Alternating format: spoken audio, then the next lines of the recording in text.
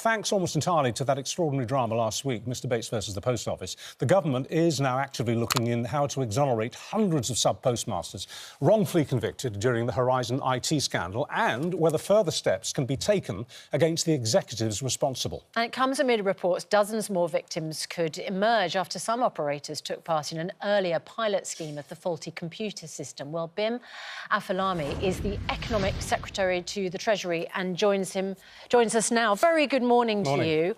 Good morning. What a lot of people are wondering is why it's taken the television series to really bring this back to the fore. Why has the government been dragging its feet on this? The first thing to say is that I was as appalled as everybody else in the country was on watching that programme, and but it's not fair to say that this is the first time the government's taken action. So 100% of people involved wrongly convicted have received interim payouts of over £165,000. We've already paid over £138 million to 2,700 people who've been involved in it, and we haven't wanted to fully wait for the results of the inquiry that was being done into this. That's why we brought forward the Post Office Compensation Bill, which should get through Parliament finally in the next 10 days. Only a fraction of people have been paid full financial compensation. And you say that everybody has been given an interim payment. It just simply isn't the case, because we had a former sub-postmistress on the programme this morning who was pursued by the Post Office through the courts for years. Eventually the case was dropped because of lack of evidence. She has neither received a penny in compensation nor an apology from the Post Office. Well, I was referring to those who've been convicted wrongly. In her instance, she will be included in the scheme that we're developing now. And it's worth saying that the Lord Chancellor is meeting with the Post Office Minister today and others across government to see what further we can do so that we can move this compensation further and faster, because we completely recognise the problem. You guys have got to stop saying that everybody has received compensation, because it's just not true. I mean, there are countless postmasters and postmistresses, former postmasters and postmistresses, who will tell you to your face that they haven't received a penny, just like our guest this morning. And yet you come on programmes like this and say everyone has received compensation. It's not true. Well, look, what I was referring to is people who have been wrongly convicted and have been through the system. For those people who have been badly treated by the Post Office, we are doing what we can to make sure we get the compensation as soon as possible. And as I say, we have paid out, I think, over £138 million to 2,700 people involved in it. But look, we know there's more to do. We know we need to work faster. That's why we brought the bill through Parliament. That's why the Lord Chancellor is looking at this issue today. And then hopefully, both legally and financially, we'll deal with this injustice as soon as we can. What are you going to do about I mean, frankly, they are wrongfully convicted. There are hundreds of people. Only around 90 out of the 700 or 800 people who were convicted, only 90 have had those convictions overturned. I mean, it's a travesty. It's a massive miscarriage of justice. It's been going on for 25 years, if not longer, because of this earlier scheme we're now only hearing details about. What can you do? The chair of the Compensation Advisory Board says you could pass an Act of Parliament in order to exonerate those hundreds of people with wrongful convictions. Will you do that? I leave it to the Lord Chancellor to work out what the precise legal mechanism should be, and I don't want to prejudge that, but I do know he is looking at every single option, as is the Prime Minister. Clearly, we need to go after the executives who knew exactly what they were doing. The drama made that crystal clear. Most prominent, of course, is Paula Venables, who was the boss of the Post Office for much of the, not all of the time, but much of the time that this scandal was unfolding. There's overnight the petition to have her stripped of her CBE, which she was given for services to the Post Office, which takes the breath away. The petition has now passed 1 million signatures, but many people want us to go much further than that. They want her prosecuted, and many people would like to see people such as her, Paula Venables, jailed. What are your thoughts on that? Well, it's not up for government ministers to decide exactly who gets prosecuted or not. What I do know is that, you know, she needs to account for herself and her actions at that time, as do others. It's important not to just talk about her. There are other senior executives at the Post Office who were there. They need to account to themselves. In relation to the honours specifically, there's an independent committee that looks at it, but I'm really focused on making sure that justice is served, that people both get the legal redress and the financial redress that they deserve.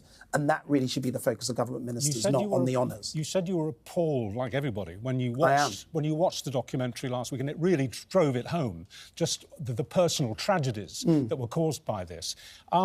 What's your general thought, then, about prosecutions widely being pursued in the courts? Not just Paula Venables. What, in relation to other senior post office executives? Yes.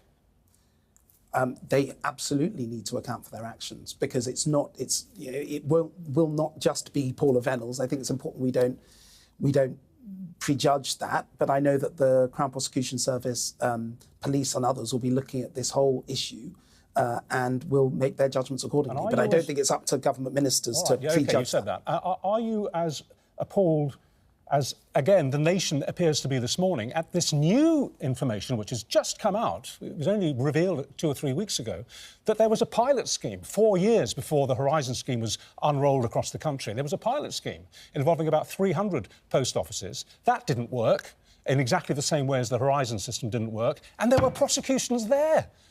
I mean, what's the point of trying out and piloting an experimental system if, when it goes wrong, you just blame the operatives? Short answer is I don't know. And that's the whole point of a pilot scheme, I thought. So, look, what is so difficult about this is that it's just so appalling for so many people. And I just want people to know that we are really focused on making sure that people get the right legal redress and financial compensation as soon as possible.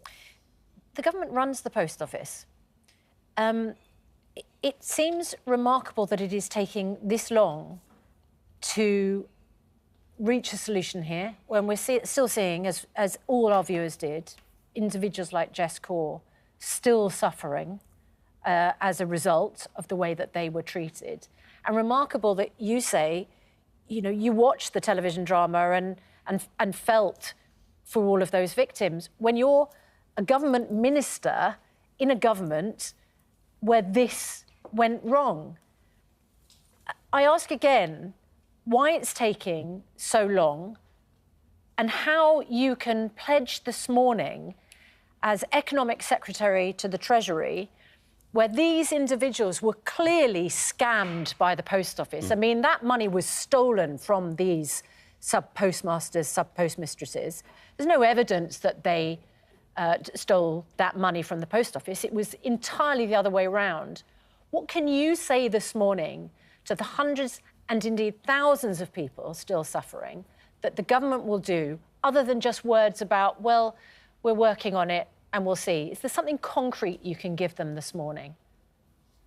What I can tell them is that the Lord Chancellor, the head of the justice system, and a very well-respected and very decent man, he is urgently looking right now to see what we can do to accelerate these slow wheels of justice, so that justice is served for them. Now, one of the ways... This government is on their side and wants to sort it out. I'm sorry to interrupt. I thought you'd finished your sentence. I beg your pardon. No, it's okay. Just one more question. There are many people who are saying... I'm sorry, I've lost my thread now. I've forgotten the question I was going to ask. Oh, yeah, that's right. Most people were shocked last week when they saw the documentary to realise that the Post Office has the right to launch prosecutions. That they can be the victim of an alleged crime, but they then are allowed to be the prosecutor. Do you think that right should be stripped from the Post Office to stop this ever happening again? It should definitely be looked at, because we've seen the consequences. We are looking at it, but do you think it should be taken away? Well, I think it's got to be looked at in the round alongside the other legal considerations, because there will be. It's hardly natural justice, is it? Surely the responsibility for prosecutions of theft from the Post Office should go to the Crown Prosecution Service.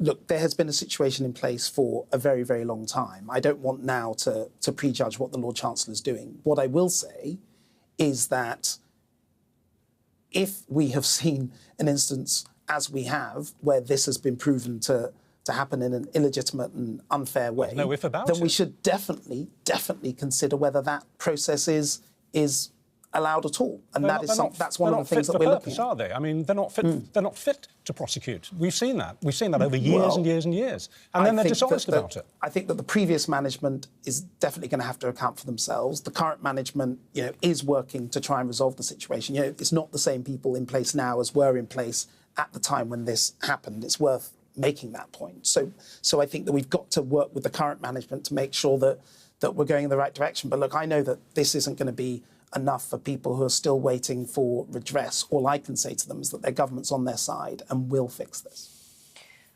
Right. Bim Afolami, thank you very much indeed, Economic Secretary to the Treasury. I think that those individuals are finding it very hard to believe that government's on their side when the Post Office, run by the government, are the ones responsible. Absolutely. Under this government, in some cases, for persecuting, not just prosecuting them, but persecuting them. We'll stay on it.